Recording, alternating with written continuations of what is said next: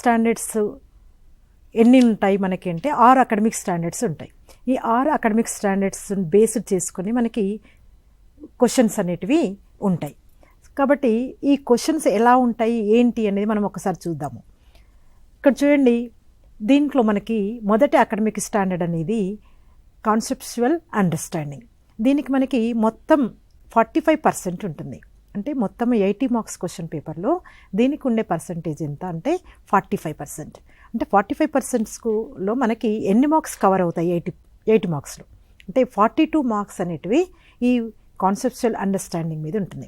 Conceptual understanding questions ఎట్లా గుర్తుపట్టాలి అని మీకు డౌట్ రావచ్చు, కానీ మీకు అది అవసరం లేదు. ఏ క్వశ్చన్ ఎట్లా ఉంటుంది, దానికి ఎట్లా రాయాలి అనేది మీకు క్వశ్చన్ చూడగానే మీకు అర్థమైపోతుంది. కాబట్టి ఇది కాన్సెప్చువల్ అండర్స్టాండింగా లేదా రీడింగా లేకపోతే అప్రిసియేషన్ అనే అవసరము మీకు లేదు. ఎందుకంటే క్వశ్చన్ పేపర్ మీకు చదివి దానికి ఆన్సర్ ఎలా రాయాలనేది మీకు ఆల్రెడీ మీ టీచర్స్ క్లాస్ రూమ్లో చెప్పారు. కాబట్టి ఓన్లీ మనకి ఈ క్వశ్చన్ పేపర్ ఎలా తయారవుతుందనే దాని గురించి జస్ట్ మీకు చెప్పడం కోసమే మనం ఈ అకాడమిక్ స్టాండర్డ్ని తీసుకుంటున్నాం.